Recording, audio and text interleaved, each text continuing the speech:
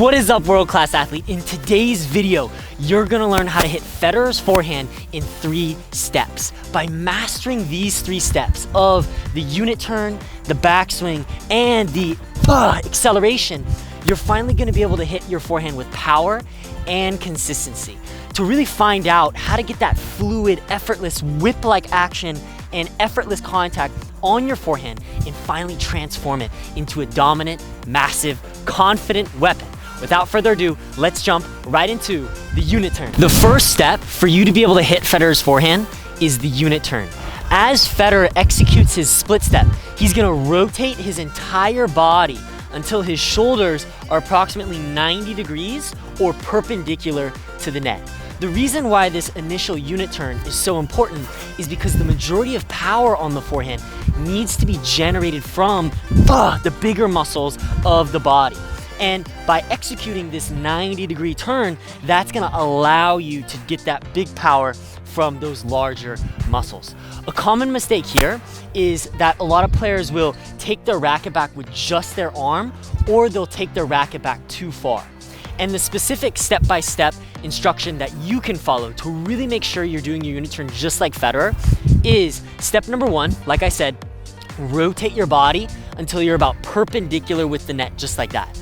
The second step is that you want to have your elbow at about a 90-degree angle with your hand slightly above your elbow. The reason why you want to have the hand above the elbow is this allows you to generate more of a downward loop as you go into our second step. The last phase, or the last piece, is that you want to take your racket back approximately to 3 o'clock. If you're with 6, the end of your unit turn should finish with 2 hands on the racket at about 3 o'clock. Or in other words, you want to have the racket lined up with the middle of your chest, just like that. Okay, so now you've mastered the unit turn. Let's jump into the backswing. So you've now perfectly executed your unit turn. From there, what Federer is gonna do is he's gonna perform his backswing. This is essentially where he just straightens his arm, finishing with the racket above the hand and away at about 5:30. Here would be 3, here would be 6, here would be 5:30.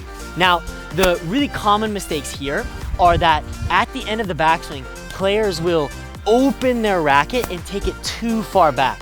This is gonna create a lot of tension in the arm during the forward swing, whereas what we're gonna see Federer do as he executes his backswing is, with a lot of fluidity, set the racket down just like that. Setting the racket down, driving the legs, rotating the body, and pulling that arm forward.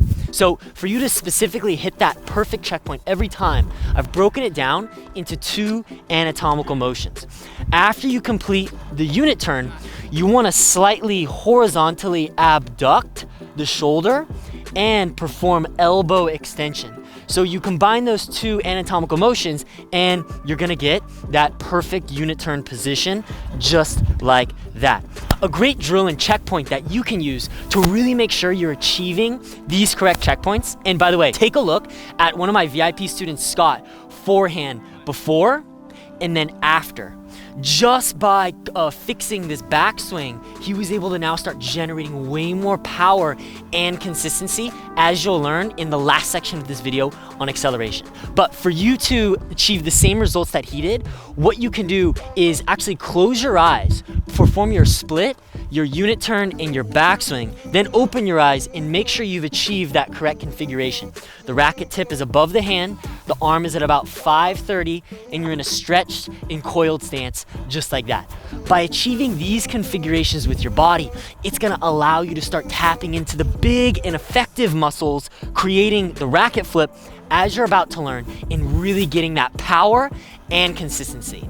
Lastly, let's close with the acceleration. So after achieving these 2 perfect steps of the unit turn and the backswing, we're now in the optimal biomechanical configurations to execute the Federer acceleration going forward into the shot, generating that power and consistency, just like that.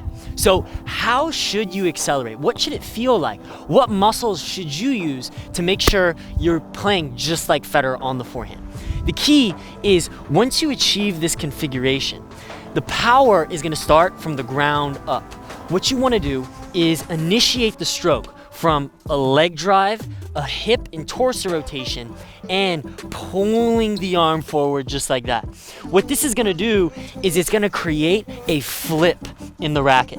Now, this shouldn't be like a conscious decision to put the racket there with your arm, but it's a natural consequence of what in biomechanics they call the motion dependent effects of the bigger muscles of the body.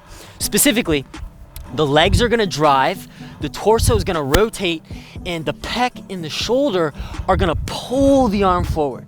If you do all of this while maintaining a relaxed wrist, the racket is naturally gonna flip and you're gonna be able to generate the power and the spin just like that. So what you really wanna feel as you're accelerating is, as you drive your legs and rotate, you wanna feel a slight degree of tension and stretch in these muscles.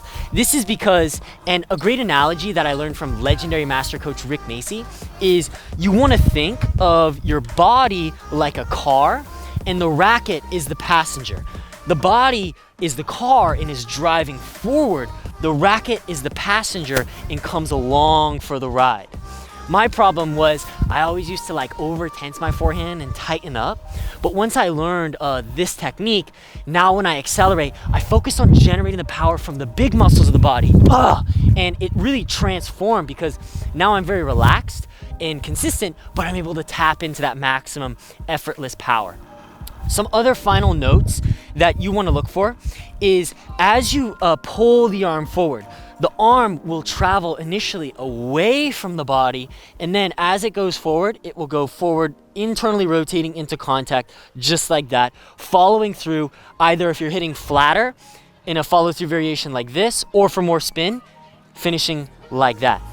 All right, champions, so now you have 3 steps to hitting the Federer forehand, and you've got step-by-step checkpoints to follow along the way. I absolutely hope you love this video. I really enjoyed shooting it for you. In next week's video, we're gonna cover about how you can start generating way more spin to get even more consistency on your forehand. As always, make sure to click that like button, subscribe button, and ring those bell notifications, and I'll see you on the next video. Let's go.